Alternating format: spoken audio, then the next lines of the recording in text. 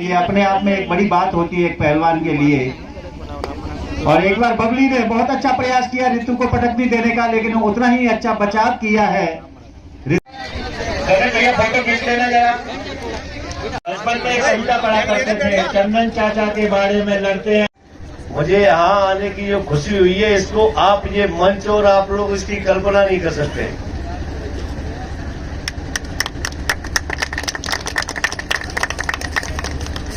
क्योंकि क्या है, बहुत मेहनत करके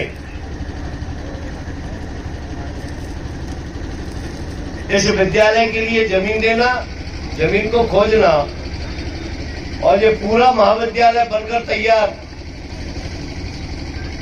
केवल अंतिम मतलब बिल्कुल अंतिम निर्माण कार्य अंतिम उसमें था, यहां तक हमारे समय में हुआ है।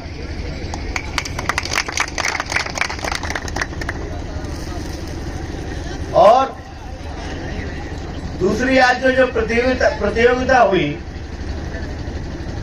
संभाग में केवल मेहगांव में ही ये संसाधन उपलब्ध है, यह भी हमारे लिए बहुत सौभाग्य की बात है और भिंड जिले के लिए सौभाग्य की बात है। आज इस प्रतियोगिता में बच्चियों ने भी हिस्सा लिया। अभी राधे गोपाल जी बता रहे थे, हार जीत तो एक होना तय, लेकिन खिलाड़ी खेल भावना से खेले, ये स्वास्थ्य के लिए भी, अनुशासन के लिए भी हमारे जीवन में बहुत आवश्यक है।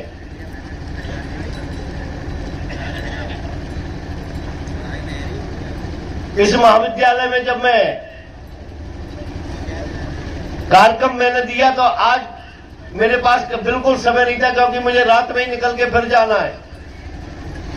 विजयपुर में चुनाव है, शिवपुर हमारे प्रभार का जिला है। लेकिन चूंकि महाविद्यालय की तरफ से निमंत्रण आया, मैंने कहा मुझे एक दिन की यहां से छुट्टी चाहिए। माननीय मुख्यमंत्री जी के साथ आया था आज मैं ग्वालियर तक, आज आपके बीच में हूं। राधे गोपाल जी, जो आपने यहां बताया कि मेहगांव की जो प्रतिभाएं हैं, भिंड जिला आगे बढ़ रहा है, ग्वालियर चंबल संभाग जो कभी जो हमारे नौजवान खड़े, बच्चे खड़े, जो केवल इस नाम से जाना जाता है कि यहां तो डकैत रहते हैं। आज खेल के क्षेत्र में ही नहीं, आज आईएएस और आईपीएस भी भिंड जिले से निकल रहे हैं, ग्वालियर चंबल संभाग से निकल रहे हैं। ये हमारे लिए, सबके लिए सौभाग्य की बात है। खेलों में भी हमारे तमाम इनाम आपने बताया, कुछ हमको मालूम है, लेकिन मैं बहुत अंतर दिल से कहता हूं, आप लोग आगे बढ़े। राधे गोपाल जी, आपने, गणेश भारद्वाज जी, हमारी जो मंचासीन अतिथि बैठे हैं, आप लोग इसमें आगे बढ़े कि मुझे क्या करना चाहिए। मैं बाकी आप लोगों को किसी प्रकार की समस्या नहीं आने दूंगा, चाहे मुझे कुछ भी करना पड़े। इसमें महाविद्यालय में क्या होना चाहिए, शिक्षा के स्तर पर क्या होना चाहिए, स्पोर्ट खेले के स्तर पर क्या होना चाहिए, ये तय आप लोग करिए। हमारे यहाँ के बुद्धिजीवी भी वर्ग के साथ भी कहीं ना कहीं यहाँ पर बैठना चाहिए, कहीं ना कहीं उनकी राय लेना चाहिए, और मेहगांव में कहां जमीन हो सकती है इसकी व्यवस्था भी करनी चाहिए। एसडीएम साहब बैठे, इसके लिए कितनी जमीन लगती है राधे गोपाल जी? चिन्हित भी है, और वो मेहगांव और रोड दोनों जगह यहीं पीछे जमीन भी हो गई है। एक वो कौन सा होता है, वो उसको भी स्वीकृत कराया जो अंदर ही है, क्या बोल, मिनी स्टेडियम है, हाँ, इंडोर हॉल का भी यहाँ पर स्वीकृत है ना यहाँ। तो मैं लगातार कोशिश कर रहा हूं कि ये स्टेडियम भी बनकर यहाँ तैयार हो, और यहाँ पर हमारे छात्र और छात्राओं को भविष्य कैसे उज्जवल बने, ये हमारे भावी पीढ़ी है, कैसे ये मेगांव से निकलकर मध्य प्रदेश और देश में नाम रोशन करे।